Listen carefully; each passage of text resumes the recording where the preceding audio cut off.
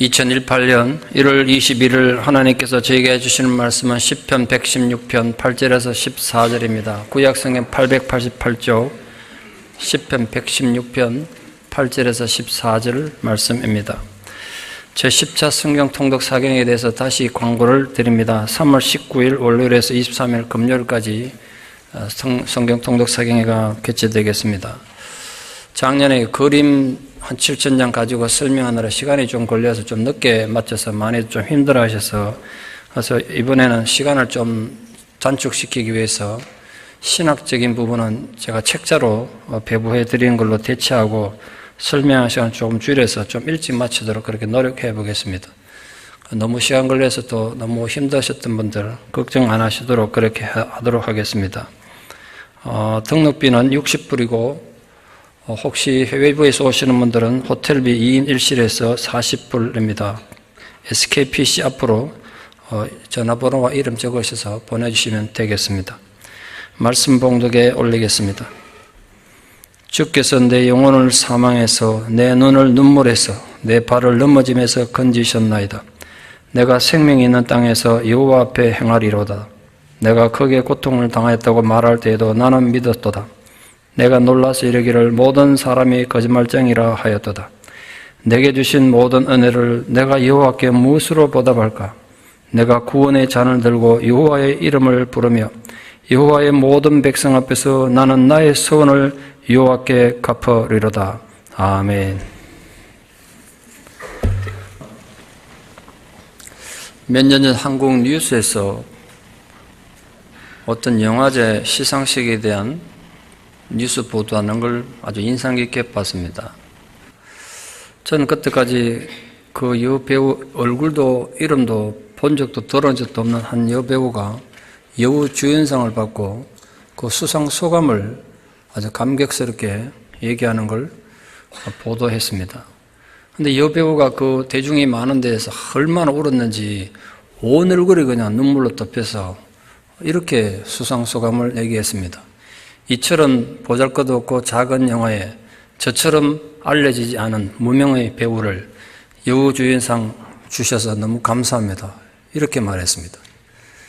조명에 지금 눈물이 흘러서 번뜩거리는 그런 모습으로 말도 제대로 잊지 못하면서 아주 감격스럽게 그렇게 소감을 말했어요. 제가 아주 궁금해가지고 어떤 영화인지 한번 찾아봤습니다.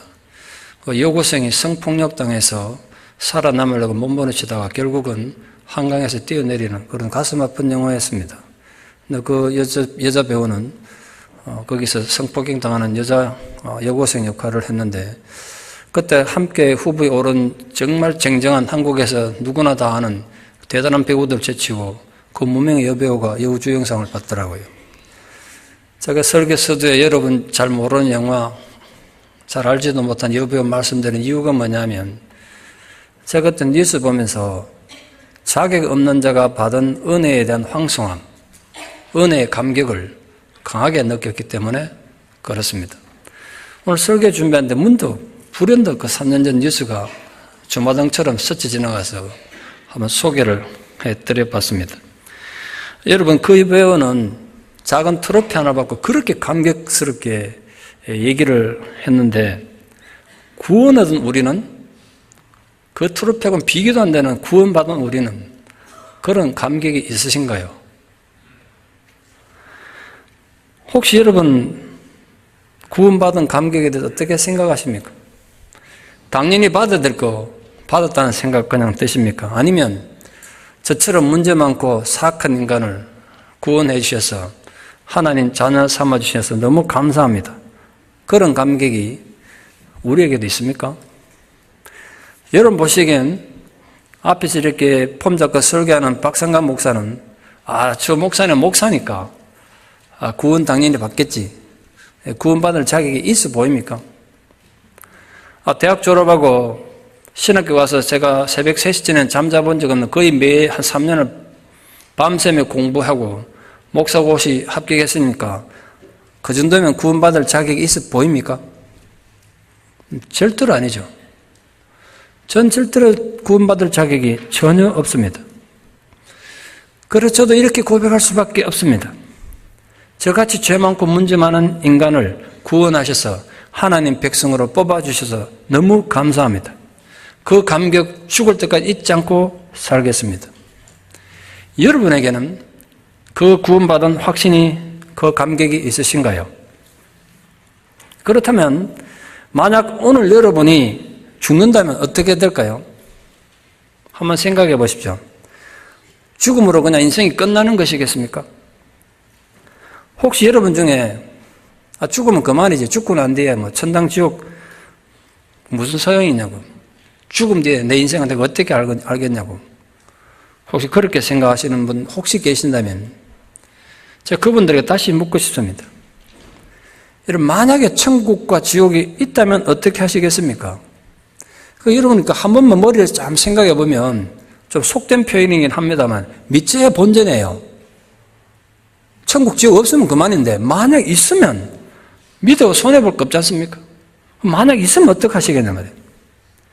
죽은 뒤에 천국 간다면 다행인데 만약에 여러분이 지옥을 가야 되겠다면, 간다면 어떻게 하시겠냐고요.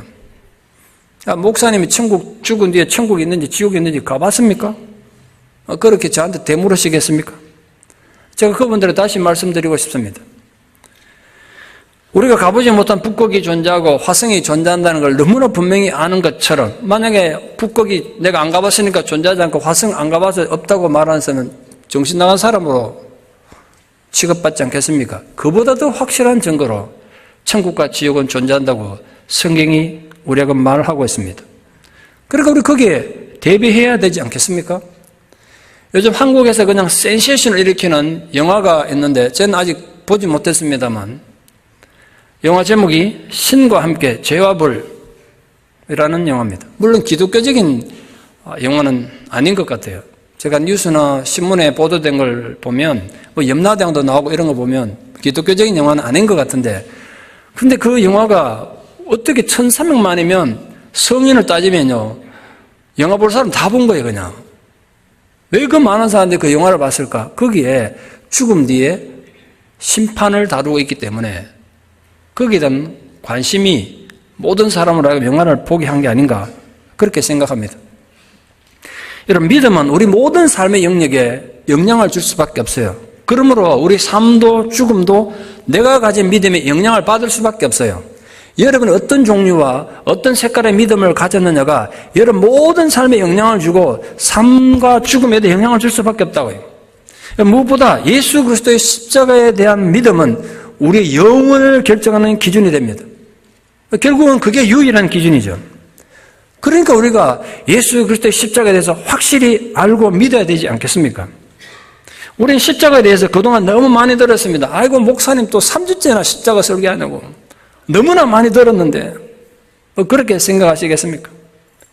그런데 십자가를 정말 느끼며 산다는 게 결코 쉽지 않습니다.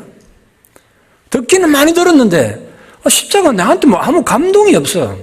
십자가를 봐도 감동 없고 들어도 감동 없고 내한테 무슨 의미가 있는지. 여러분 부탁합니다. 십자가를 체험하며 사는 자들이 되십시오. 그럼 전혀 세상이 다르게 보일 것이고 다른 세상이 열릴 것입니다. 어떻게 십자가를 체험할 것인가? 한 가지만 부탁합니다. 십자가에 달려 돌아가신 예수님을 자꾸 묵상하십시오.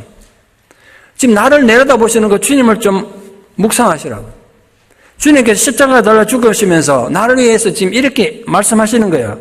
죽어가시면서 나를 쳐다보시고 애타는 그 눈빛을 좀 쳐다보시라니까. 그럼 좀 그려보세요. 지금 이 순간 주님의 눈빛이 보이십니까? 주님과 그 눈을 한번 맞춰보세요. 예수님 십자가 죽으시면서 우리 보고 이렇게 말하는 거예요. 박 목사, 내가 너를 위해 지금 이렇게 십자가에 죽어가고 있는데 넌 왜 그렇게 어리석게 인생을 살고 있냐? 넌 왜 그렇게 너의 삶의 기회를 낭비하고 있느냐? 그렇게 애타게 물으시는 예수님 눈빛을 좀 바라보시라고요. 우리 일제강점기 때 나라 독립을 위해서 목숨을 희생하셨던 독립투사들이나 군사 독재 정권하에서 민주화 투쟁을 위해서 희생하셨던 분들에게 다 마음의 빚을 갖고 있지 않습니까? 그래야 당연한 거 아니겠습니까?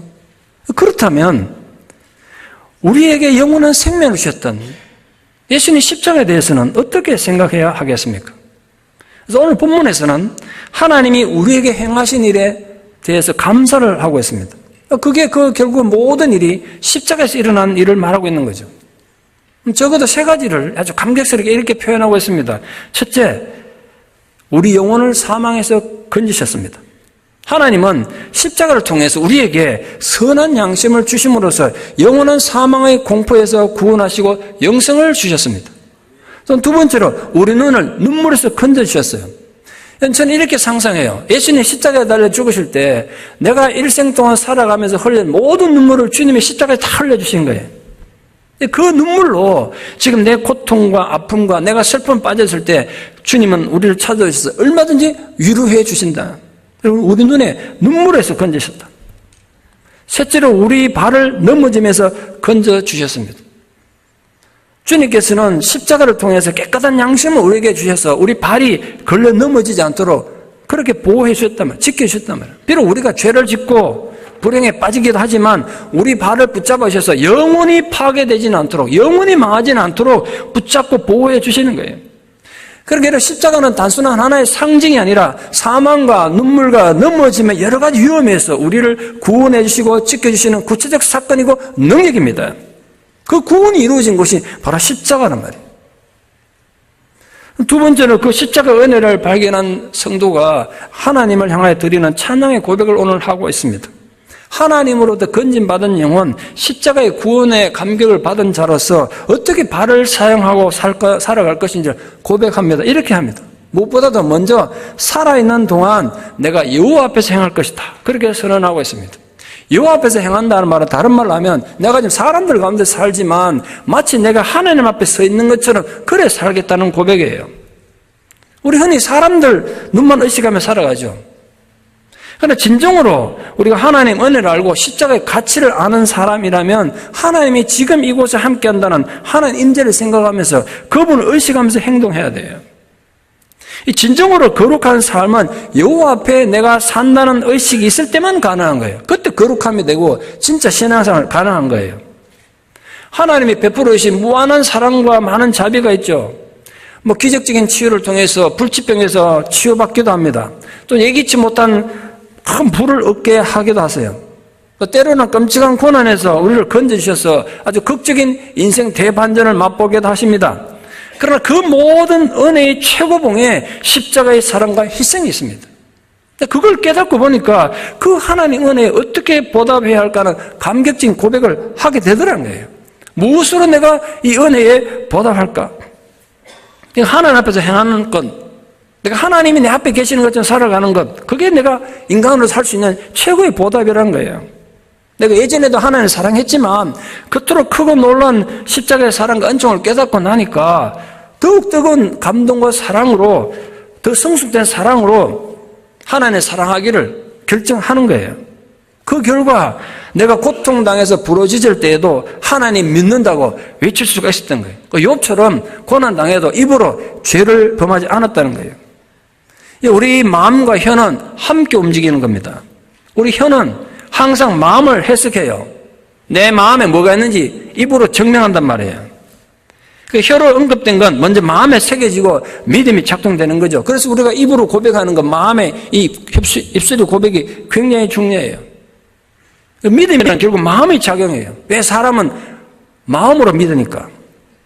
만일 내 마음이 분명히 믿지 않는다면 나는 결코 고백하지 않을 거예요. 말하지 않을 거예요. 그러므로 내가 크게 고통을 당했다고 말할 때도 내가 믿었기 때문에 말을 함부로 안 했다는 거예요. 이 고백은 분명히 십자가에 관한 노래예요. 하나님 말씀을 지켰기 때문에 오히려 온갖 고통을 당했던 겁니다. 심한 공경에 빠졌고 악의에 가득 찬 핍박을 당한 것 같아요.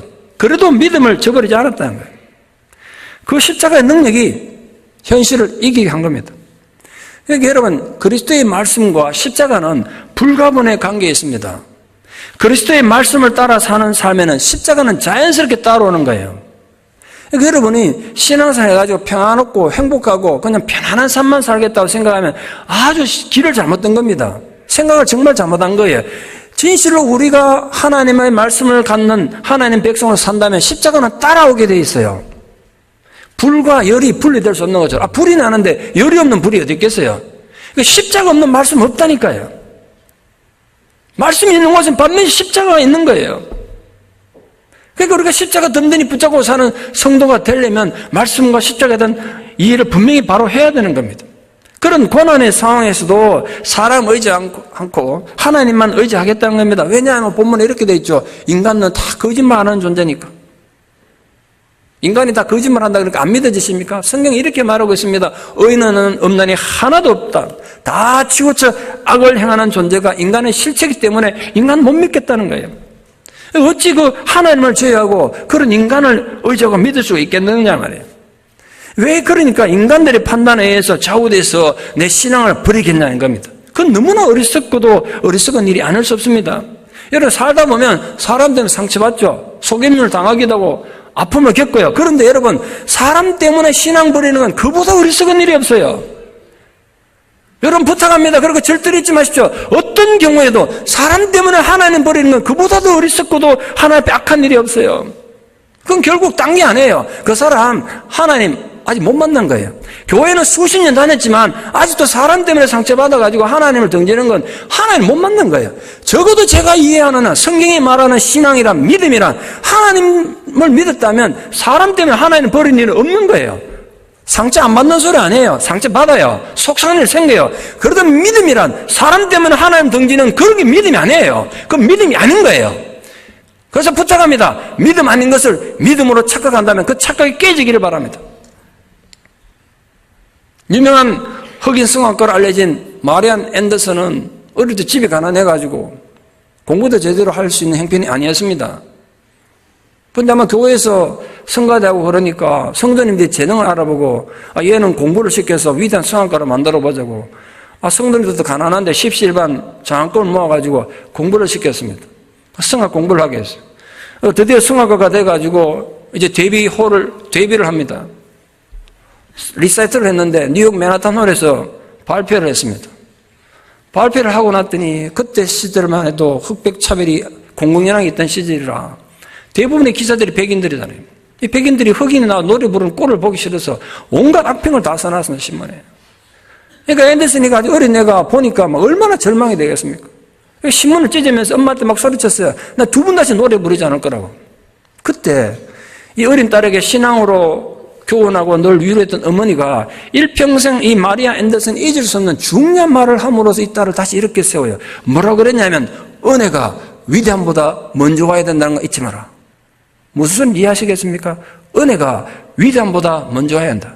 그 뭔 소리가 하니까 네가 지금 가수가 돼가지고 사람들에게 박수 같이 받고 위대한 존재가 되기 전에 내가 부족한 가운데 내 연약하고 가난한 가운데 이렇게 가수가 돼가지고 성악가 돼서 노래할 수 있는 거 이 전부 하나님의 은혜구나. 이게 먼저 있어야지. 네가 사람들에게 인정받고 환호받겠다는 걸 먼저 가지면 안 된다는 거예요. 어린 딸이 그걸 깨닫고 그렇구나. 사람들이 내게 악평한다고 해서 하나님 내게 준 재능을 내가 버릴 이유가 없겠구나. 그래서 십자가에 대한 생각을 다시 함으로써 마리아 앤더슨은 20세기 최고의 엘토란 칭호를 받으면서 위대한 성악가로 우뚝 서게 된 것입니다. 그녀는 결코 인간들의 거짓에 놀아나지 않았습니다. 그녀는 결코 인간들의 거짓에 무너지지 않고 십자가 위에 일평생 굳건히 섰던 것입니다. 그럼 세 번째로 지금 3주째 십자가에 대해서 말씀드리는데 그 십자가가 구체적으로 나와 어떤 관계가 있는가? 오늘 우선 한 가지만 말씀드립니다. 여러분 잘 아시는 이사야 53장 5절에 그가 상함은 우리의 죄악을 인함이라고 기록되어 있습니다. 예수님께서 십자가에서 양손 양발에 못 박고 피 흘린 것은 우리 죄를 구속하고 속하기 위해서예요. 채찍을 맞으시고 피를 흘린 것은 우리를 치유하기 위해서입니다. 그분이 가시 멸류관 쓰시고 침뱉음 받고 그렇게 비웃음 받은 것은 우리가 받을 저주를 대신 받으신 거예요. 그러므로 우리 죄에 대한 깨우침이 없다면 예수 십자가는 헛거예요. 다시 말씀드립니다. 십자가가 십자가로서 내게 의미를 가지려면 내가 죄인이라는 깨달음이 있어야 돼요. 내가 죄인이 아닌데 십자가가 왜 내게 필요해요?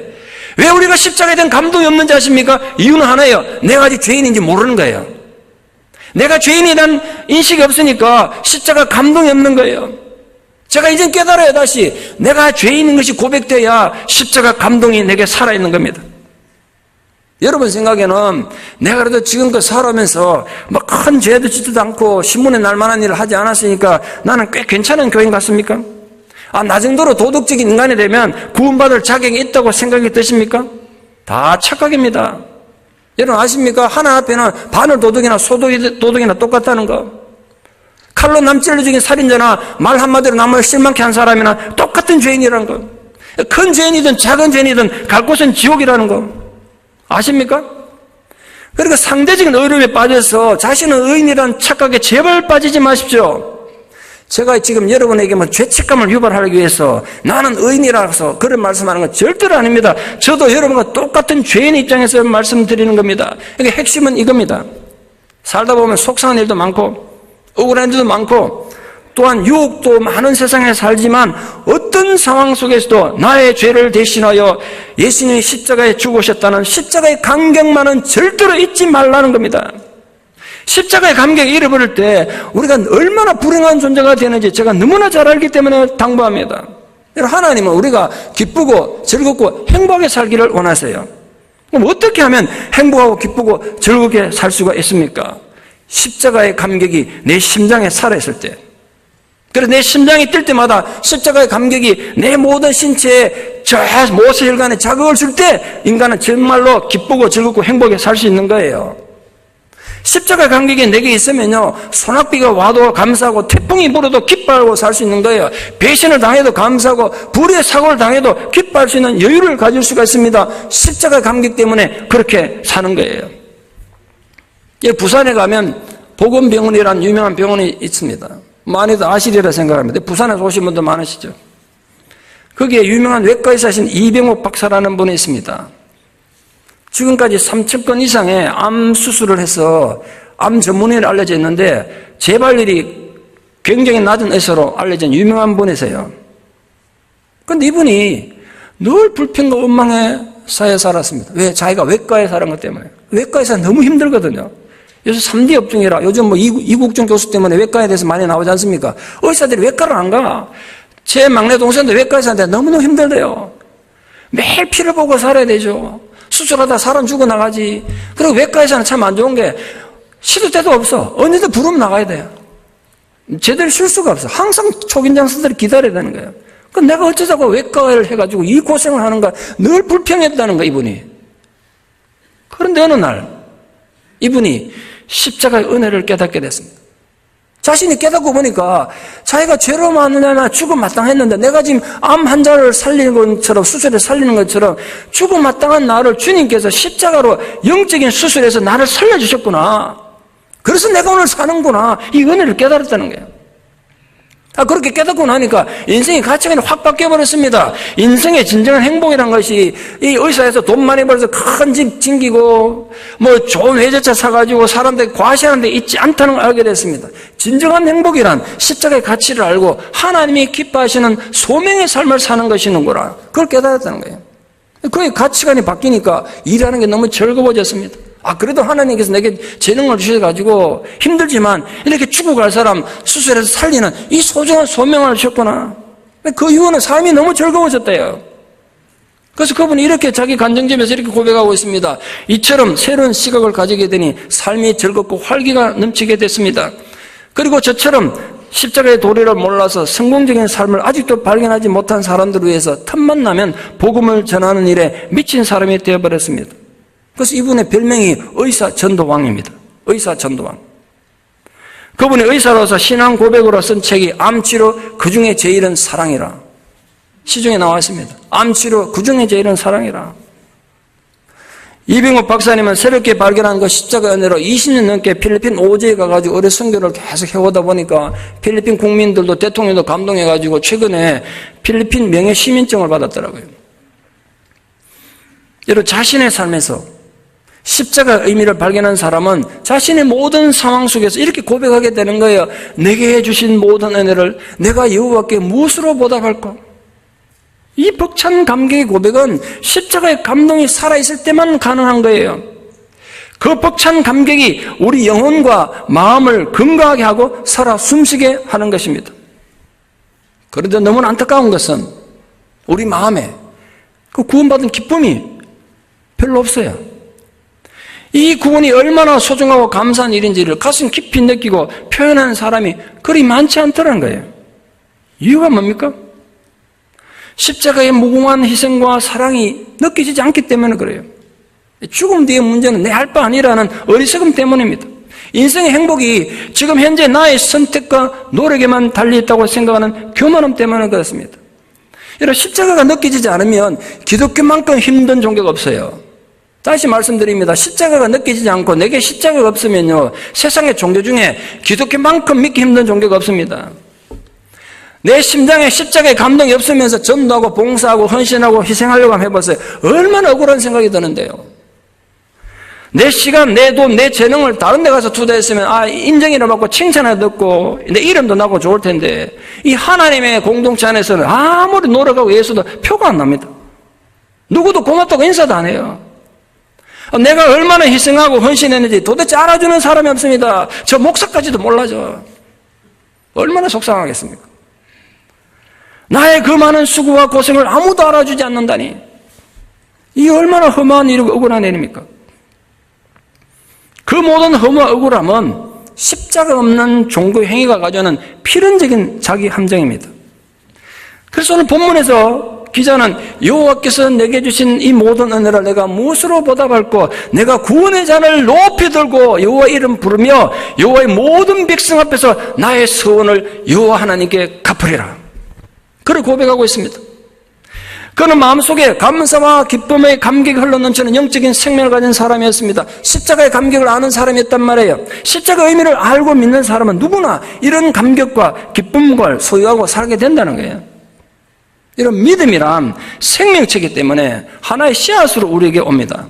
이런 믿음이란 이 성경 공부하는 이론이 아닙니다. 제자 훈련하는 제도가 절대로 아니라 생명이에요. 믿음이란 생명이에요. 믿음이 생명체이기 때문에 시간이 지나면 분명히 반응이 나타나게 돼 있어요. 싹을 틔우고 꽃을 피우고 열매를 맺는 것이 정상적인 믿음의 반응이에요. 그런데 놀랍게도 믿음이 생명이기 때문에 우리가 생각지도 못했던 두 가지 비극이 일어나요. 믿음이 병들 수 있습니다. 믿음이 병이 들어요. 여러분의 믿음이 추상적인 사고나 지적인 능력이 아니라 생명이기 때문에 여러분 믿음이 병들 수 있다는 거 아십니까? 더 심각한 것은 믿음이 생명이기 때문에 죽기도 해요. 심각하지 않습니까? 그래서 성경은 병든 믿음, 죽은 믿음을 경고하고 있는 것입니다. 그러면 묻습니다. 여러분 지금 가지고 있는 믿음은 병든 믿음입니까? 죽은 믿음입니까? 아니면 생명 있는 믿음입니까? 기독교가 말씀의 종교인 이유는 이 말씀이 이론을 말하는 게 아니에요. 이 말씀이 생명의 씨앗으로 우리에게 주어졌기 때문에 기독교는 말씀의 종교예요. 단지 책으로 쓰인 것을 문학 공부하듯이 철학을 논하듯이 말장난이나 하고 이론을 배우고 익힌다고 믿음이 자라는 건 절대로 아니에요. 한국 교회의 제자 훈련의 한계가 여기 있어요. 제가 보기엔 그래요. 전부 말장난이에요. 둘러 앉아가지고 말장난하는 걸 그렇게 좋아하더라고요. 삶을 하나도 안 변하는데. 생명의 씨앗으로 주어진 말씀은 하나님과의 바른 관계를 통해서 물을 주고 가꿈을 통해서 마침내 60배, 100배 열매를 맺는 것입니다. 죄란 무엇입니까? 하나님이 주신 이 생명의 씨앗을 관리하지 못해서 그 생명의 씨앗이 병이 되는 것이 죄입니다. 그 생명의 씨앗이 죽어버리는 게 죄라고요. 그걸 모르니까 우린 자꾸 변명하게 되고 남 미워하게 되고 원망하게 되고 욕하다가 죽어버리는 겁니다. 그럼 어떻게 우리들이 그 비각의 악순환 고리를 벗어나서 생명의 열매를 맺을 수 있겠습니까? 제가 아무리 고쳐 생각해도 방법은 십자가뿐이에요. 십자가가 내 심장 안에 새롭게 세워질 때만 우리에게 희망이 있습니다. 병든 심령이 치유를 얻습니다. 죽은 심령이 되살아나는 부활의 감격을 마침내 맛보게 될 것입니다. 거기에 기독교의 핵심적인 길과 진리와 생명이 있습니다.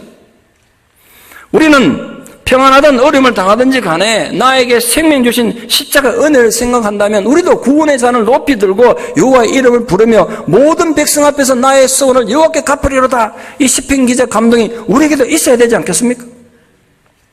하나님께서 우리 모두에게 이 구원의 감격을 회복시켜 주시기를 축원합니다. 내 마음에 뜨거움이 솟아나도록 성령께서 좀 역사해 주시기를 바랍니다. 그래서 우리 모두 이 십자가의 기쁨과 감격을 가지고 한 세상을 살아가기를 축원합니다. 뉴욕 브루클린에 가면 뉴욕에서 최초로 세워진 교회로서 그 옛날 노예 제도가 있었던 노예 해방에 선도했었던 플림머스라는 교회가 있습니다. 아주 역사적 교회입니다. 1928년 어느 주일날 목사님께서 설교를 마쳤는데 흑인 할머니가 손을 들더니 목사님 제가 오늘 꼭 간증을 좀 하고 싶다고. 설교 중에 누가 손 들고 간증한다 그러면 부담되죠, 목사님. 나와서 무슨 소리 할지 모르니까. 그래서 걱정돼가지고 허락할까 말까 하다가 또 안 하면 또 상처받으니까 그거 나와서 간증하시라고 했습니다. 이분이 이렇게 간증했습니다. 지금부터 68년 전 1860년 저는 노예였습니다. 우리 온 가족이 노예였습니다. 그날도 주일이었는데 이 교회 앞마당에 노예시장이 있었습니다. 아버지는 먼저 팔려나가고 어머니도 경매에서 팔려나가기 직전에 전 엄마와 헤어지기 싫어서 어린 소녀였으니까 엄마를 붙들고 늘어졌다는 거예요. 엄마랑 헤어지기 싫다고. 그런데 자네는 사람들이 엄마를 돈 주고 사가지고 엄마를 데려가 버렸어요. 그러니까 아버지 같이 엄마 같이 혼자 이제 고아처럼 남아가지고 불안과 두려움 속에 울면서 떨고 있는데 그때 예배당 문이 열리더라는 거예요. 목사는 회사 교인들이 여러 쏟아서 나오더니 돈 800불 들고 나와가지고 자기를 사더란 거예요.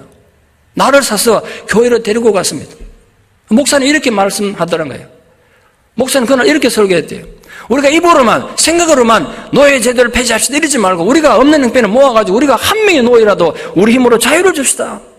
그날 모은 헌금 800불 가지고 와서 자기를 사서 자유를 준 거예요. 그 목사님 이렇게 말했습니다. 오늘부터 넌 자유다. 어디든지 갈 수 있고 무엇이든지 할 수 있다. 자유롭게 살아라. 그랬다는 거예요. 그렇다고 이 흑인 소녀가 어디로 가겠습니까? 갈 데가 없죠. 그때부터 그냥 이 교회에 살게 된 겁니다.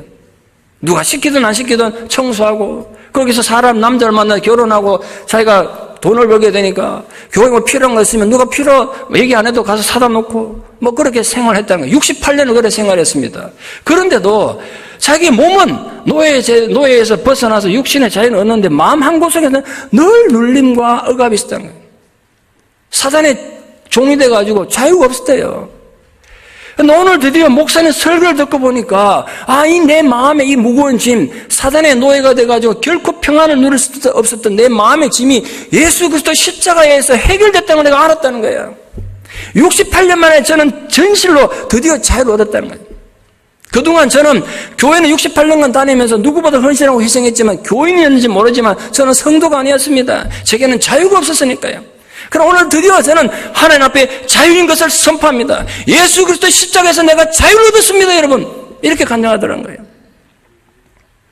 사랑하는 여러분, 그 노예 출신 할머니는 68년 전 육신의 노예에서는 자유를 얻었지만 결코 영적인 자유를 누리지 못했습니다. 제가 이번에 간증을 읽고 문득 걱정이 됐어요. 우리 교인 중에 이런 분 혹시 없을까? 68년 교회를 다녔는데 아직도 그 마음에 자유가 없는 분은 혹시 우리 교회는 없을까? 걱정이 되더라고요. 그래서 제가 여러분 묻습니다. 여러분은 진실로 자유하십니까? 여러분 심령은 정말로 십자가로 인해서 자유를 얻으셨습니까? 그냥 교회만 왔다 갔다 하는 교인이 아니라 정말로 하나님 백성이 되셨습니까? 스스로 질문을 대답을 하십시오. 분명한 답을 여러분 스스로 하실 수 있어야 돼요.